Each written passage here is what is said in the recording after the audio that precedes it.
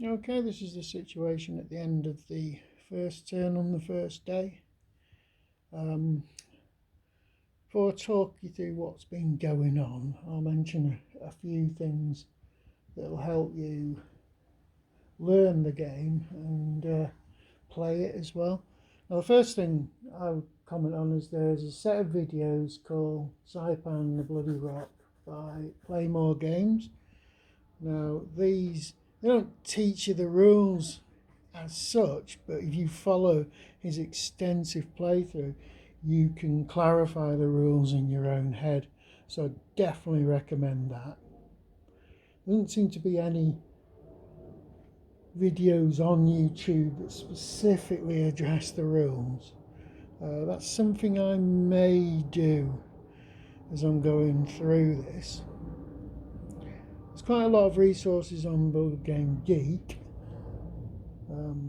One I wouldn't recommend is the one that says this is the difference between GTS and CSS systems, and it's really just a point. All it does is point out the areas where they've got a same rule but slightly different.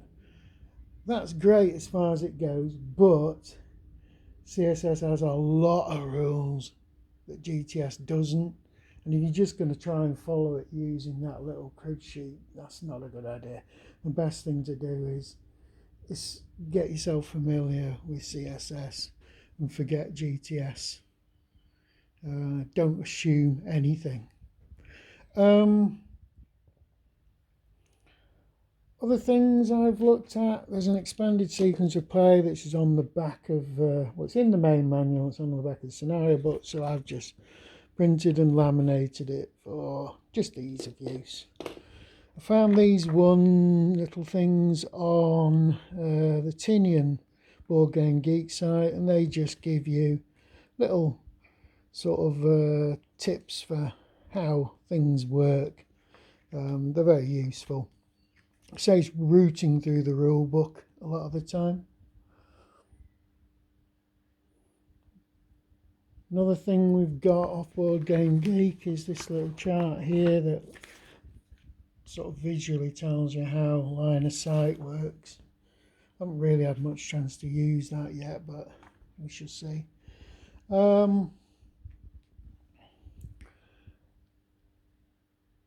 Let's think about this now. Anything else I'd like to say in particular? One thing I didn't like off the bat is the way that you're sharing these divisional charts.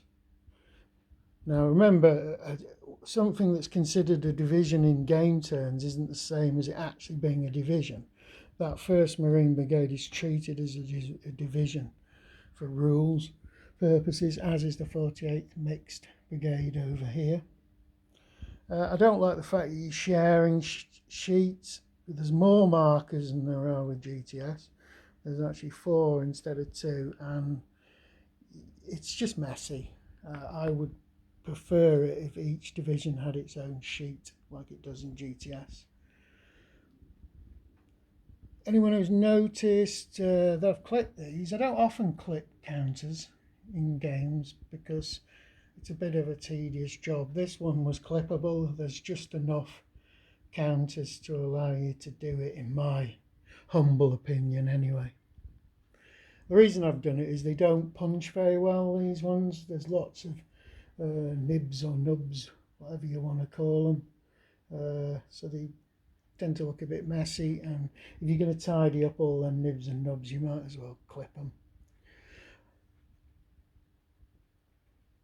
Now, in terms of the actual game, you see here a red cube indicates a divisional HQ. Orange cubes are where all the leaders are. This is important for knowing when units are actually in command for formations and things. We've got these little red discs, they indicate the victory point hexes, and there's a yellow disc here on this airfield because that's really important for victory point conditions. In terms of the game, the Japanese, obviously they can't win this. in a historical sense, but they can win it via making sure the Americans don't achieve certain objectives by certain times and inflicting a significant number of casualties on the Americans. We've landed on the first day. Yeah, there's an unclipped counter there, you see. It's got a big horrible nib on it. That needs clipping, that one. So the Americans are ashore. They did better than they did in Saipan if you watch the Saipan video. And the reason for that is the Japanese defences aren't directly next to the beaches. They're set back onto this crest line here, which is obviously a better defence line.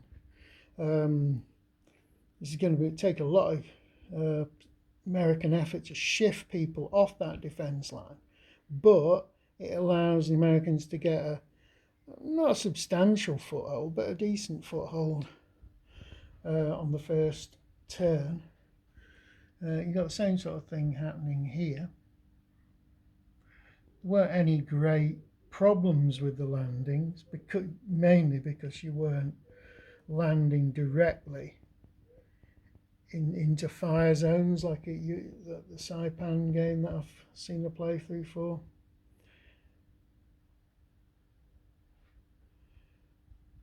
So I can't honestly say there was anything significant that happened in the landings. A few units got routed back by opportunity fire over here and over here. There were some units pinned, which had been rallied off. So the Americans are ashore, and the Japanese are in a position to try and contain them as much as possible in the next turn.